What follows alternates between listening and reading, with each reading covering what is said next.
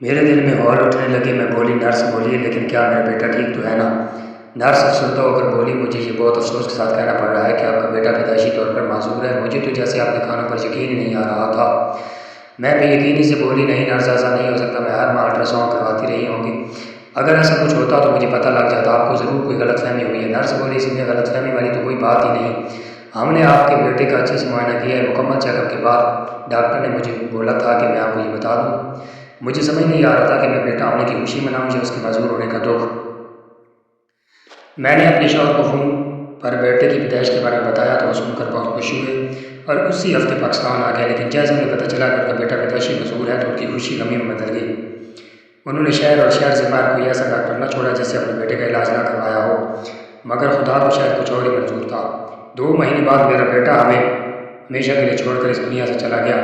میں پھر سے تنہا ہو گئی۔ اس کے چلے جانے کے بعد میں بہت چڑچڑی سی ہو گئی، ہر وقت بیزار رہتی، کسی سے بھی بات کرنے کو میرا جی نہیں چاہتا تھا۔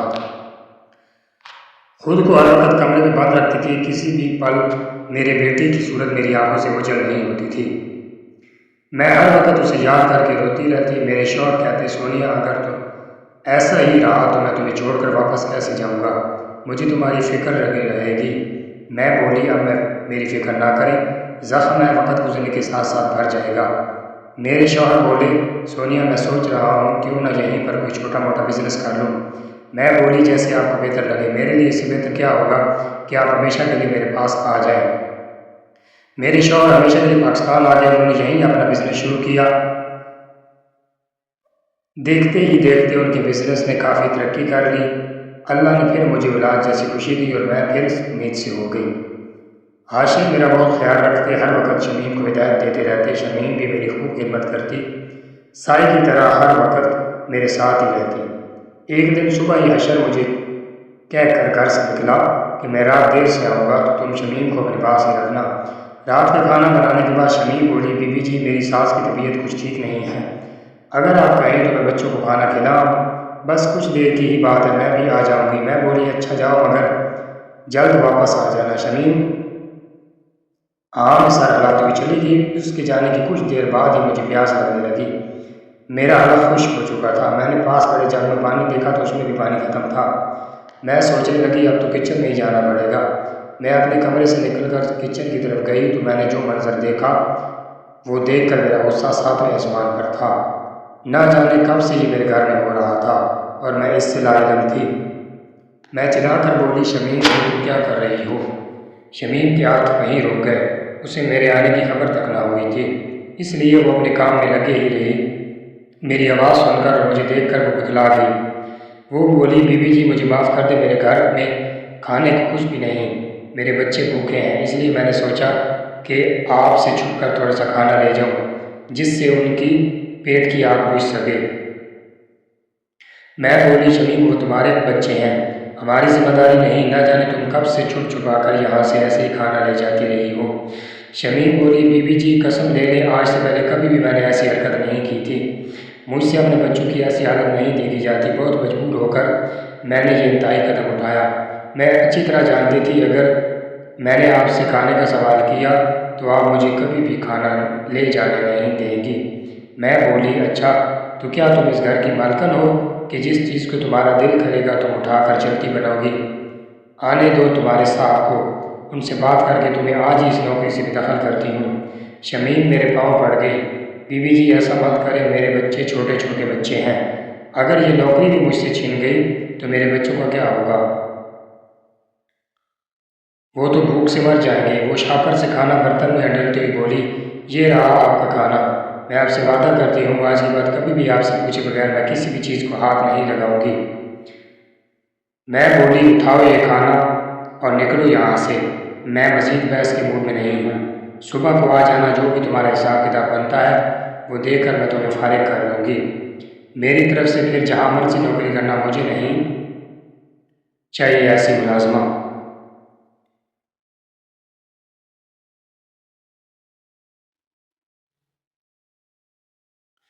جو پیٹ پیچھے میرے گھر سے ہی چیزیں چرائے، اب جاؤ یہاں سے، دفع ہو جاؤ۔ شمیم میرے سامنے ہاتھ جوڑتی ہوئی منتیں کرتی رہی کہ مجھے اس نوکری سے نہ نکالیں، میرے چھوٹے چھوٹے بچوں پر رحم کریں، مگر میں نے اس کی ایک نہ سنی اور تھکے مار کر گھر سے نکال دیا۔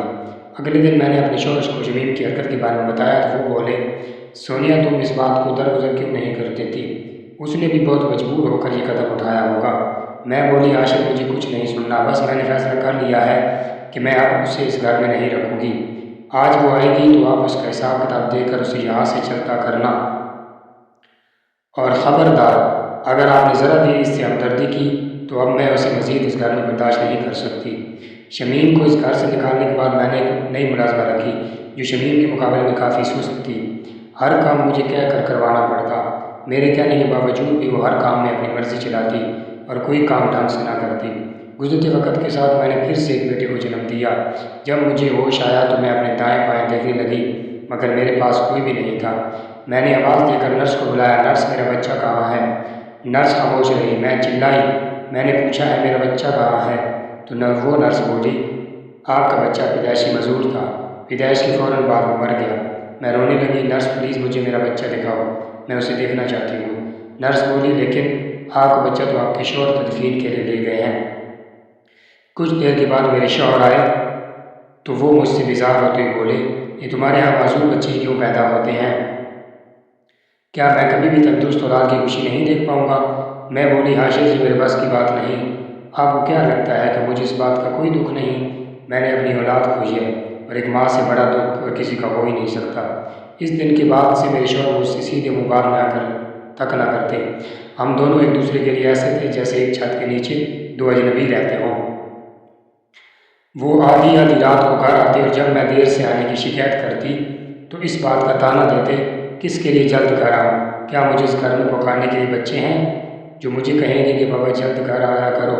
میں بولی، عاشر ابھی تو ہماری پوری زندگی پڑی ہے اور پھر اللہ کی رحمت سے موجود نہیں ہوتے۔ ہو سکتا ہے آنے والا وقت ہمارے لیے اولاد کی خوشیاں لے کر آئے۔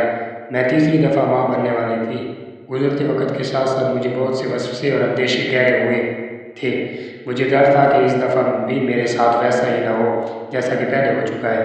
میں سجدے میں رو رو کر اپنے رب سے دعا کرتی کہ مجھے صحت والی اولاد عطا فرما۔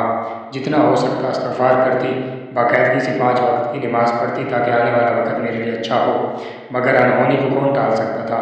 تیسری دفعہ میں نے ایک معذور بچی کو جنم دیا جو دماغی طور پر بھی پاگل تھی۔ جب میرے شوہر کو پتہ چلا تو اس نے اسی وقت مجھے اپنے گھر سے نکال دیا۔ وہ پہلے سے ہی کسی اور لڑکی کے چکر میں تھا۔ اس نے اس لڑکی سے نکاح کر لیا اور مجھے اپنی زندگی سے اور اس گھر سے نکال دیا۔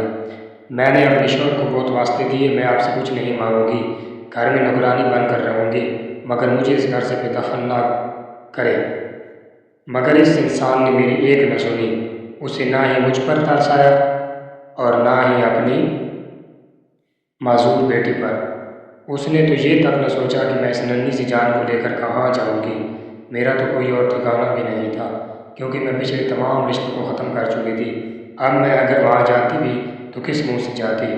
میں اپنی بیٹی کو اپنے سینے سے لگائے سڑک پر ارد گرد کے لوگوں سے بے پرواہ چلتی رہی تھی، چلتی ہی جا رہی تھی، جبکہ مجھے اپنی منزل کا کوئی عطا پتہ نہیں تھا۔ مجھے محلے کی اکثر عورتوں نے کہا کہ تمہیں کسی بزرگ کی بد دعا ہے۔ میں اپنے دماغ پر زور دیتے ہوئے سوچنے لگی کہ میں نے تو کبھی کسی بھی بزرگ کے ساتھ کچھ برا نہیں کیا۔ چلتے چلتے جب میں تھک جاتی تو بیٹی کو سینے سے لگائے وہیں بیٹھ جاتی۔ شام کے سائے ڈھل چکے تھے، چل چل کر میرے پاؤں میں چھالے پڑ گئے، اب مجھ میں چلنے کی بھی ہمت نہیں تھی۔ میں سوچنے لگی کہ اب کہاں جاؤں، مجھے تو کوئی چھت بھی میسر نہیں تھی۔ میں نے اللہ کو یار رحمان پکارتے معاوضہ مانگا اور بیٹی کو سینے سے لگاتی سو گئی۔ جب صبح آنکھ کھلی تو قدموں تلے زمین نکل گئی کیونکہ میرے اوپر چھاؤں کیے جو عورت کھڑی تھی وہ کوئی اور نہیں بلکہ شمیم تھی۔ جیسے ہی سورج کی مدھم کرنے میرے چہرے پر پڑی تو میں ایک دم سے سیدھی ہو کر بیٹھ گئی۔ شمیم بولی، بی بی جی آپ یہاں کیا کر رہی ہیں؟ میں شمیم کو جواب دیے بغیر بولی، شمیم تم یہاں کیسے، کیا تمہارا گھر یہیں پر ہے؟ شمیم بولی، نہیں بی بی جی میرا گھر یہاں سے کچھ فاصلے پر ہے، میں یہاں ساتھ والے ہی بنگلے میں کام کرتی ہوں، لیکن آپ یہاں اس حال میں کیسے؟ میں دکھ بھرے لہجے میں بولی، شمیم شاید مجھے تمہاری ہی یاد آ گئی جو میں آج اس حال میں ہوں۔ میرے شوہر نے مجھے طلاق دے کر گھر سے نکال دیا کیونکہ معذور بچے پیدا کرنے میں شاید میرا ہی قصور ہے۔ میں شمیم کے سامنے ہاتھ جوڑتی ہوئی بولی، شمیم میں جانتی ہوں کہ میں نے تمہارے ساتھ بہت برا کیا، تمہاری مفلسی کا مذاق اڑایا، تمہارے ساتھ بہت ظلم کیا اور شاید یہ اسی کی سزا ہے جو میں بھگت رہی ہوں۔ شمیم بولی، نہیں بی بی جی خدا گواہ کبھی بھی میں نے آپ کو بد دعا نہیں دی، تو پھر میری آنکھ کیسے لگے گی؟ چلے آئے، آپ نے کہاں جانا ہے، میں آپ کو چھوڑ دیتی ہوں۔ میں بولی شمیم میرا تو کوئی ٹھکانہ ہی نہیں، میں کہاں جاؤں گی؟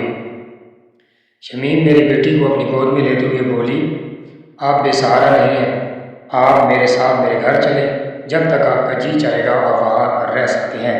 میں جانتی ہوں میرا گھر آپ کے شایان شام تو نہیں، لیکن وہاں اتنا جانتی ہوں کہ وہ 2 وقت کی روٹی میں آپ کو کھلا سکتی ہوں۔ میں شمیم کے ساتھ اس کے گھر چلی گئی، لیکن جیسے ہی میں نے گھر کے اندر قدم رکھا تو میرے پاؤں وہیں پر ساکت ہو گئے۔ یہ تو وہی عورت تھی جو تائی اماں کے گھر صبح صبح کھانا مانگنے آئی تھی۔ مجھے دیکھتی وہ مجھے پہچان گئی۔ میں شرمندگی کے مارے اس کے آگے نظریں نہیں اٹھا پا رہی تھی۔ میں بولی ماں جی میں نے اس دن آپ کے ساتھ بہت برا سلوک کیا، ہو سکے تو خدا کی رضا کے لیے مجھے معاف کر دیں۔ مجھ سے کسی نے کہا کہ مجھے کسی بزرگ کی بد دعا لگی ہے۔